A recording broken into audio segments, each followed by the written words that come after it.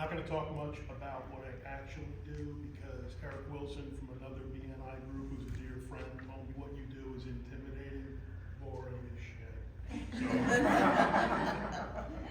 So, Rich Fika, who everybody here knows, another dear friend of mine, and he had told me when he joined BNI about 10 years ago about your why. And he said, I just learned this, and this is really cool. And he said, if you do it, you really concentrate on it, you'll see how far it goes back into your life, and you'll be amazed. So, when I was 6, I have 2 twin sisters, they're fraternal twins. My parents told me I needed to lead them and protect them, but I couldn't be their boss. I couldn't boss them around. So I said, what if I get hurt as well?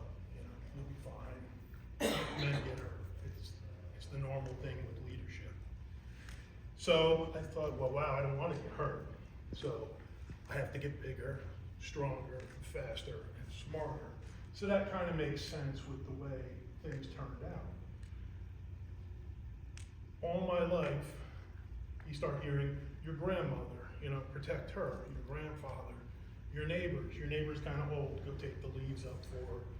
And you start to go into this thing of leading everybody in your community, not just your family, grows larger and larger. If you go to church, you see your brothers and sisters, right? Now they're part of your community. So as I got older, I kept wanting to be bigger, stronger, faster, and smarter to protect everybody that I knew, everybody that I cared about. Then I finally went in the military. The military, obviously, it's your brothers at arms. Anybody in the military knows that. We protect each other. And when we signed up to protect the country and the Constitution. The country is not the government. The country is the people of America, right? So now, all of America is my responsibility, not me specifically or alone. But that's the mentality. So there's this constant striving. Again, what you don't know will probably kill you, and it will certainly cost you, right? So I learned and learned and learned.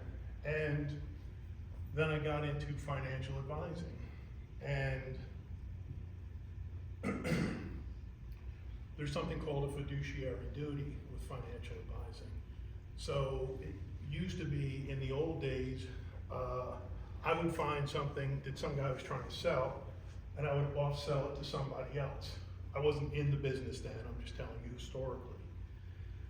I didn't care if he lost money. I didn't care if they lost money. I was not acting in a fiduciary duty. So when they had all these issues in the stock market, that's when they brought in the fiduciary duty. So I have to always be, if there's a losing end, I have to be on it, right? And that didn't seem abnormal to me, because in the military, I have to give up my life to protect my country. When I signed on and swore my oath, BNI was my second oath. I had never taken an oath before that, beside the military, okay? I swore to give my life for the country and the people of it and the Constitution. When I became a fiduciary, I essentially did the same thing. They have to do better than me at all times. Otherwise, I'm liable financially and even prison, right? So, moving on.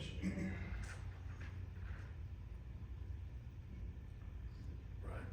So what I figured out is essentially I've spent my entire life becoming what my why was to protect and help and lead my clients, but I can't boss them around.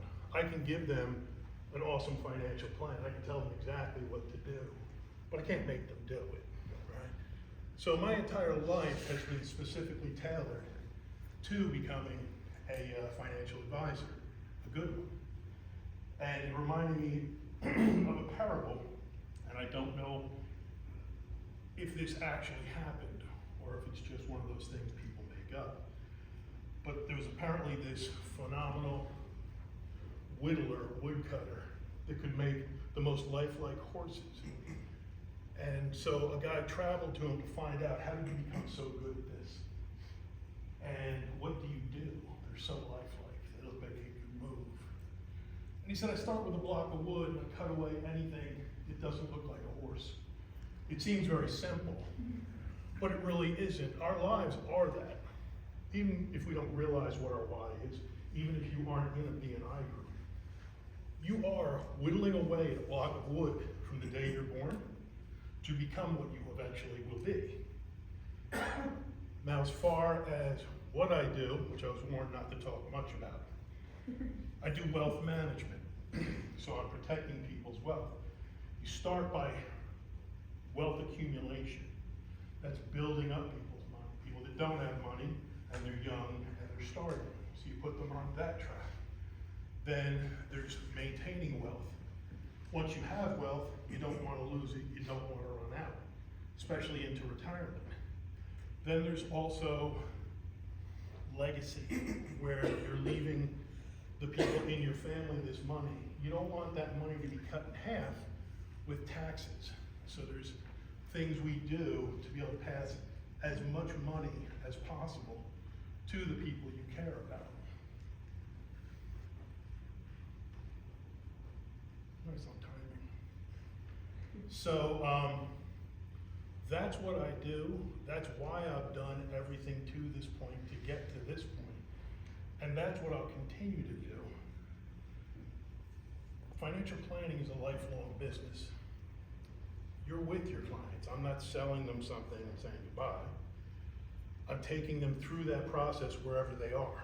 So when I'm asking for clients who are doctors, lawyers, people who are already in the, either higher up in the accumulation phase or in their maintenance phase, I can take them from there. I can take younger people who want to get to there, and then I take them through. So these clients of mine are with me forever. So I pick up the phone, because everybody's programmed into my phone, just like everybody here is programmed into my phone. Yesterday when somebody needed a solar guy, I picked up and got him a solar guy, right? I do the same thing with my clients, because it's amazing what you'll find with your clients once they trust you and like you. I get calls, hey, I have breast cancer, right? First thing I ask is, are you alone? Are you okay? Did you know what's coming? The good thing is, it's a family that I run. They're all their money. And they've all had cancer except her. And I was hoping, obviously, that she was the anomaly. But they all seem to survive it and go on. They're very durable people. Another client of mine called up on a Monday morning and said, hey, I need to take Lynn off the account. She passed. Oh my God, when? Yesterday, right?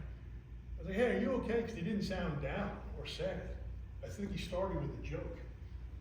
So are you okay? I was getting ready to go down. He lives in Port Charlotte. He said, I have his son's account too. I said, is Bruce Jr. there? And he said, yeah, because he lives up in New York State, so I was worried. I thought this guy was, either did you kill her, because I hear no remorse, or are you suicidal? Are you gonna get off the phone and take yourself out? I was getting ready to drive down, but he said Bruce was there. I said, that was good. Sometimes people call on a late Sunday night and I'll pick up, because I assume that somebody's calling at night it's an emergency, or they're afraid. So I pick up if I'm available, why not? And most of the time they're stunned because, I just thought I would leave a message for Monday morning when you got in. And it's kind of nice too, so I don't walk into a bunch of calls like that on a Monday where they need money and I have to take care of it really quickly. So it's just good to pick up, and it lets them know that they can come to me anytime and I will be there for them. That's it.